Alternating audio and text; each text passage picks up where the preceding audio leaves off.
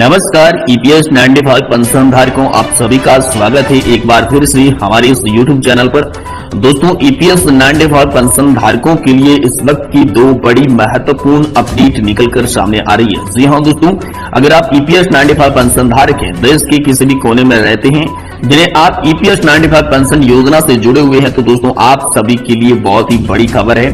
जी हाँ दोस्तों, आप सभी की मांग थी पेंशन बढ़ोतरी 7,500 प्लस डीए, तो इसको लेकर बड़ी खबर है, जो कि 9,000 रुपए तक की आपकी जो पेंशन है वो बढ़कर मिलेगी। इसको लेकर भी बड़ी खबर है। साथ ही साथ दोस्तों, आप सभी की प्रमुख मांग थी मेडिकल सुविधा, मुफ्त मेडिकल चिकित्सा सुविधा, तो इसको लेकर भी आप सभी के लिए बड़ी खबर है। तो आखिर में दोस्तों, आप सभी को कब से पेंशन बढ़कर मिलेगी, कितनी पेंशन बढ़कर मिलेगी, ये भी हम इस वीडियो में जानेंगे। साथ ही साथ आज के इस वीडियो में हम बात करेंगे कि दिल्ली आंदोलन के बाद आखिर कमांडर अशोक जी रावत ने क्या बड़ा ऐलान किया है। इस ऐलान के बाद पेंशन धारकों को किस तरह की यहाँ पर खुशखबरी देखने को मिल सकती है, और आखिर संसद का शुरू हुआ मानसून सत्र, जिसे कि 7 दिन पूरे हो चुके हैं, तो संसद के मानसून सत्र के अंदर पेंशन धारकों की पेंशन बढ़ोतरी को लेकर क्या क्या चर्चाएं की गई, क्या क्या निर्णय अहम सामने आए, और साथ ही में देश के अलग अलग राजनीतिक दलों के द्वारा उठाई जाने वाले पेंशन के मुद्दे को लेकर तमाम निकली बड़ी खबरों के बारे में हम यहाँ पर जानेंगे। इसलिए दोस्तों, आपसे निवेदन है कि अगर आप पेंशन धारक हैं, तो कृपया आज की इस वीडियो को लास्ट तक आप कंटिन्यूसली जरूर देखें, ताकि आपके पेंशन से जुड़े सारे कंफ्यूजन यहाँ पर दूर हो सके। साथ ही साथ दोस्तों, आज की इस वीडियो में हम पेंशन धारकों के द्वारा पूछे गए कुछ सवालों को भी यहाँ पर क्लियर करने वाले हैं, जिसके तहत आप सभी पेंशन धारकों ने जो हमसे सवाल पूछे थे कि आखिर ये कब होगा, कितनी पेंशन मिलेगी, कैसे होगा और नहीं होगा, ये सारे के सारे जो जवाब है वो हम इस वीडियो के अंदर आप सभी को देने वाले हैं। इसलिए दोस्तों, आपसे निवेदन है कि आप इस वीडियो को लास्ट तक देखें। जी हाँ, पेंशन धारकों की दो प्रमुख जो बातें हैं, दो प्रमुख जो मांग की जाने वाली है, सबसे पहले हम उसके बारे में बात करेंगे कि दोस्तों आखिर कितनी मिलेगी पेंशन। ये पेंशन धारकों की प्रमुख पहली मांग है। और जो दूसरी है वो है दोस्तों, कब मिलेगी पेंशन। जी हाँ, ये दोस्तों सभी पेंशन धारकों के मन में दो मुख्य सवाल है कि आखिर हमें कितनी पेंशन मिलेगी, और पेंशन मिलेगी तो दोस्तों कब मिलेगी। तो इसको लेकर सबसे पहले मैं आपका कंफ्यूजन दूर कर देता हूं, फिर आपको लोकसभा से आई बड़ी खबर बताएंगे, देश के अलग अलग नेताओं के द्वारा उठाई गई पेंशन योजना को लेकर आवाज बताएंगे, संसद के मानसून सत्र से आखिर आप सभी के लिए क्या बड़ी खबर आई है वो बताएंगे। साथ ही दोस्तों, ईपीएफओ सरकार और सीबीडी की बैठक को लेकर क्या बड़ा फैसला होने वाला है, इसके बारे में भी संपूर्ण जानकारी इस वीडियो में आप सभी को देखने को मिलेगी। तो दोस्तों चलिए जानते हैं कि कितनी मिलेगी पेंशन। जी हाँ, पेंशन धारकों को ये कंफ्यूजन बहुत लंबे समय से कि आखिर हमें पेंशन कितनी मिलेगी, क्योंकि जो हाल फिलहाल में पेंशन धारकों को पेंशन मिल रही है, वो दोस्तों पेंशन धारकों को यहाँ पर पेंशन किसी को 700 रुपए मिल रही है, किसी को 1100 रुपए मिल रही है, किसी को 1200 रुपए मिल रही है, और किसी को 2500 रुपए पेंशन मिल रही है। लेकिन हाल फिलहाल में यहाँ पर 7,500 रुपए पेंशन बहुत कम लोगों को देखने को मिल रही है, या फिर यूं माने तो नाम मात्र के लोगों को सिर्फ 7,500 रुपए की पेंशन मिलती है। तो आखिर जो लोग हैं, जिन्हें किसी को 1,000 रुपए, किसी को 1500, किसी को 2500 रुपए पेंशन मिल रही है, उन्हें आखिर में कितनी पेंशन मिलेगी, ये संसद के द्वारा क्या ऐलान किया गया।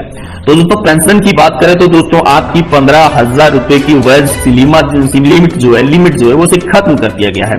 अब दोस्तों 4 नवंबर 2022 को जो सुप्रीम कोर्ट का अहम फैसला आया था, जिसमें सुप्रीम कोर्ट ने 15,000 रुपए की वेतन सीमा को खत्म कर दिया था, और सुप्रीम कोर्ट ने इसी के साथ ये भी कह दिया था कि जो कर्मचारी की एक्चुअल सैलरी है, उसी के आधार पर आपकी पेंशन की गणना की जाएगी। यानी कि अगर किसी भी व्यक्ति की सैलरी 50,000 रुपए है, तो उसे 50,000 रुपए के आधार पर पेंशन दी जाएगी। लेकिन इससे पहले जो गणना की जाती थी, वो चाहे कितनी भी आपकी सैलरी हो, लेकिन आपकी अंतिम लास्ट जो सैलरी मानी जाती थी, वो दोस्तों 15,000 रुपए ही मानी जाती थी। उसी के आधार पर आप सभी की पेंशन तय होती थी।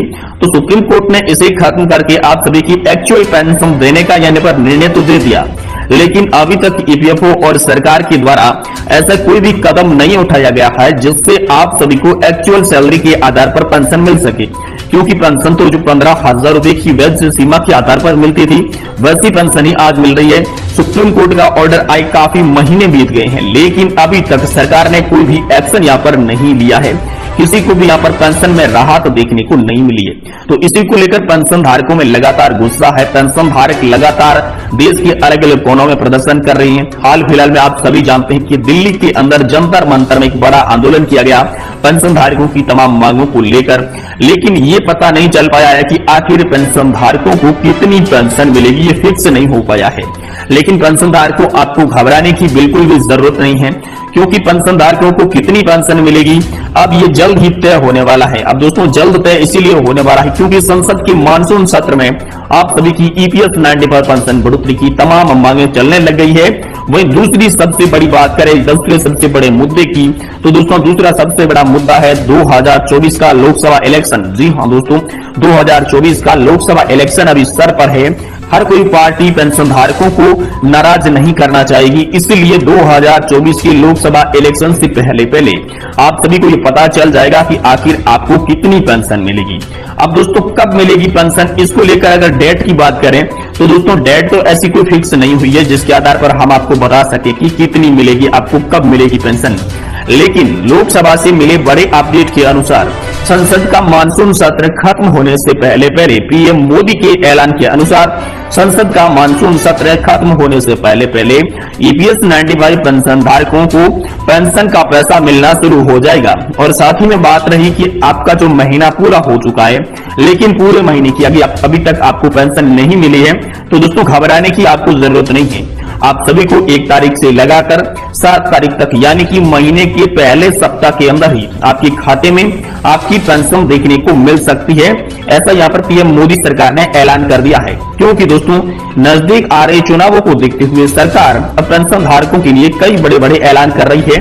पेंशन धारकों के लिए अलग अलग नेताओं के द्वारा लोकसभा के अंदर आवाज उठाई जा रही है, संसद के अंदर आवाज उठाई जा रही है। अलग अलग प्रकार के जो रैलियां धरना प्रदर्शन हो रहे हैं उसमें जाकर अलग अलग नेता लगातार पेंशन धारकों को आश्वासन दे रहे हैं। तो दोस्तों इन धरना प्रदर्शन इन रैलियों का नतीजा ये निकल कर आया है कि सरकार एक बार फिर से पेंशन के मुद्दे पर एक्शन में आ गई है और आपकी पेंशन को लेकर बड़े ऐलान करने की घोषणा यहाँ पर कर चुकी है।